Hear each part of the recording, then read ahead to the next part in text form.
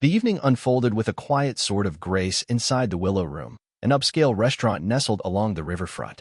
The air was rich with the scent of seared meats, polished mahogany, and the delicate whisper of string instruments playing overhead. A warm golden glow bathed the intimate space, each table adorned with a single white orchid in an elegant glass vase. Conversations were subdued, laughter muted, and jackets very much not optional. Dr. Adrian Grant and his wife, Camille Grant, stepped through the entrance precisely at 7 o'clock. Adrian, tall and composed, carried the self-assurance forged in the countless surgical theaters where stillness meant survival. His dark skin gleamed under the soft lights, and his custom navy suit fit his athletic frame like armor. Beside him, Camille moved with a blade-sharp elegance, her burgundy wool coat draping flawlessly over a smoke-colored satin dress. Her heels clicked softly against the marble floor, an understated anthem of confidence.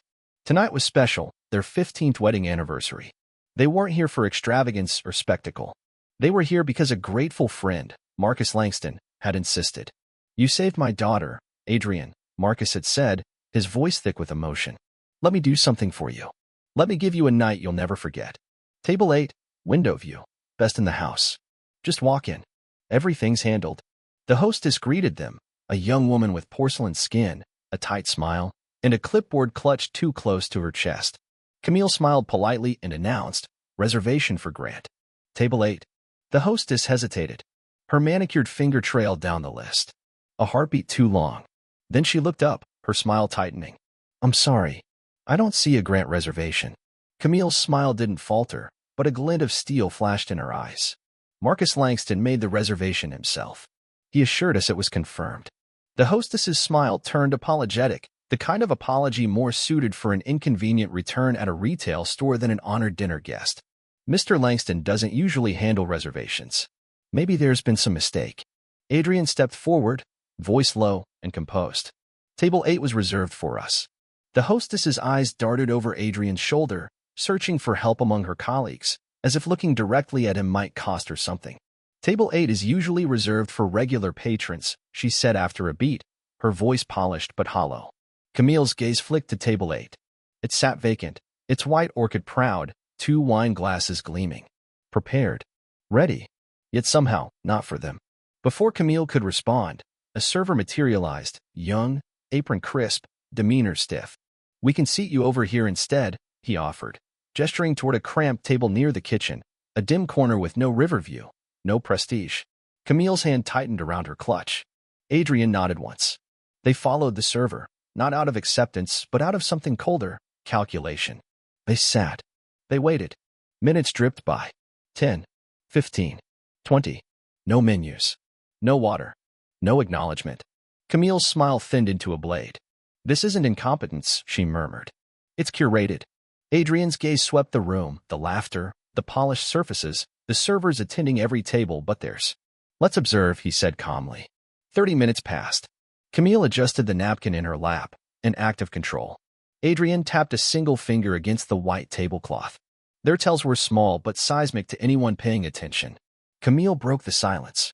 "We're not being overlooked. We're being erased." Adrian raised his hand subtly as a server passed, the same server who had welcomed them. No response. On the second pass, Adrian spoke, his voice slicing the heavy air. "Excuse me." The server turned, his expression flat, edged with something dangerously close to contempt. "We've been seated for over 30 minutes, Adrian said. No water. No menus." The server blinked, feigning surprise. "Oh, sorry. Must have been a mix-up. I'll check with someone." He vanished. Camille's jaw tightened. A dismissal, not a solution. Moments later, a woman approached, blonde hair pulled taut, black suit severe, clipboard in hand like a shield. Gwen Sawyer, floor manager. "Good evening," Gwen said, rehearsed sweetness coating every syllable. "I'm so sorry for the confusion. Unfortunately, we'll need this table soon." Camille arched a brow. "Reserved for someone else?" "Yes," Gwen lied with professional ease. "There's been a mistake." "A mistake," Camille repeated, her voice silk wrapped around steel. "Or a judgment?" Gwen flinched, just a fraction. "I'm afraid we'll need you to relocate or vacate." Adrian leaned forward. "We were invited here by Marcus Langston." Gwen's composure cracked, briefly. "Mr. Langston doesn't usually handle bookings?" Camille finished. "You've said that." Another server, a man in a gray suit 2 tables over, cleared his throat awkwardly. "Pardon me," he said, voice loud enough to draw attention. "But I saw them order." The room shifted. Gwen blanched. Derek, the original server, hovered near the bar, suddenly very interested in polishing non-existent stains. Camille rose slowly. "We ordered. You ignored us. You lied." Gwen stiffened. "Please, lower your voice." Adrian's voice cut sharper than any volume. "We haven't raised our voices. We don't need to." More diners looked over now. Phones tilted, cameras catching glimpses. The temperature in the room plummeted. Gwen, realizing the tide had turned, tried one last gambit. "Perhaps you misunderstood." "We understood perfectly," Camille snapped. When Gwen suggested they leave, offering to comp their meal to avoid a scene, Camille laughed, a rich, hollow sound.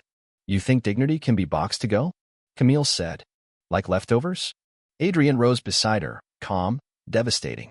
"You've shown who you are. We'll leave you to it." They turned toward the door. Gwen called after them, desperate. "If you'd like your meals packaged, you'll have to wait outside." Camille didn't even glance back. "Put it wherever you put our dignity." Outside, the air was crisp, unscripted. They stood at the curb, hearts hammering not with shame but with clarity. A sleek black SUV pulled up.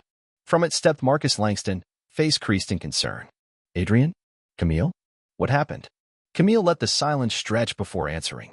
Adrian handed Marcus the night in a single sentence. "Your restaurant erased us." Marcus paled. "Stay here." Inside, the transformation was immediate. Marcus didn't rage. He didn't bluster.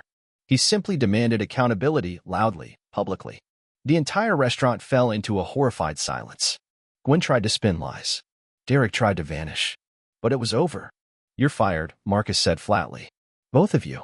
The guests who had averted their eyes earlier now stared, silent witnesses to the reckoning. Camille and Adrian did not gloat. They did not sneer. They simply stood, unbowed. "We didn't come for revenge," Camille said aloud. "We came for dinner." Adrian added, "You failed at hospitality. Don't fail at humanity." Marcus, shattered by the reality he had ignored, promised change. Camille and Adrian didn't wait to see it. They turned from the burning shame of the Willow Room and walked toward the honest light of the street. Toward tacos. Toward laughter. Toward each other. Because some anniversaries aren't marked by fine dining or sparkling wine. They're marked by the reminder that dignity isn't granted by a table number or a server's nod. It is carried. It is lived. And tonight, Adrian and Camille Grant had walked out of a room that tried to erase them, with their dignity not just intact, but shining brighter than ever.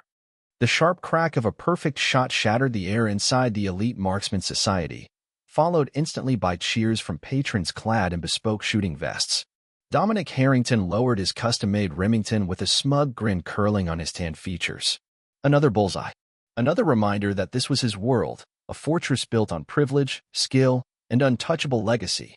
From across the room, unnoticed among the glittering crowd, a woman clutched her simple purse tighter. Julia Carter stood just inside the entrance, her faded jeans and second-hand sneakers marking her as an outsider among the Rolex-wearing elite. At 35, with her hair pulled into a no-nonsense ponytail and a cardigan stretched at the elbows, she attracted nothing but disinterest.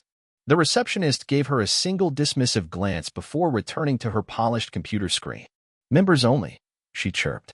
Julia's voice remained quiet but steady. "I have a day pass," she said, producing a wrinkled envelope. Dominic noticed her immediately. His sharp eyes, honed not just for targets but for weakness, picked up the awkward shuffle of her feet, the hopeful glint in her eyes. "Pray." He smirked and turned to his entourage.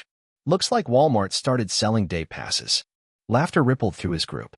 Julia, pretending not to hear, made her way to the basic range, setting her purse down with trembling hands.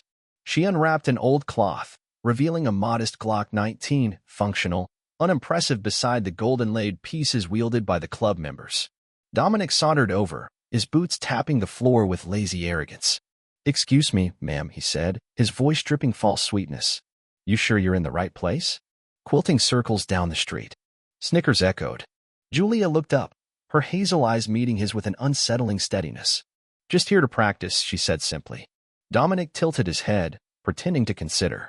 Then, loudly enough for the room to hear, he declared, "10 grand says you can't hit a bullseye from 50 yards.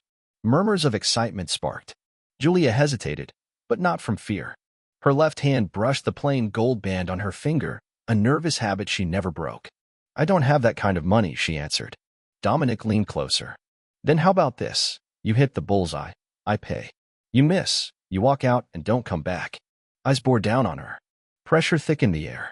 Julia felt the familiar ghost of his hand on hers, guiding her grip, adjusting her breath. She nodded once. As she lifted her Glock, a profound shift happened. Shoulders relaxed. Spine straightened. Breathing deep and steady. She wasn't standing in a room full of doubters anymore. She was back on the dusty range outside Virginia Beach, where a man she loved had taught her how to survive. Master Chief Aaron Carter, her husband, had been one of SEAL Team SIX's finest, known in whispered reverence as the Phantom.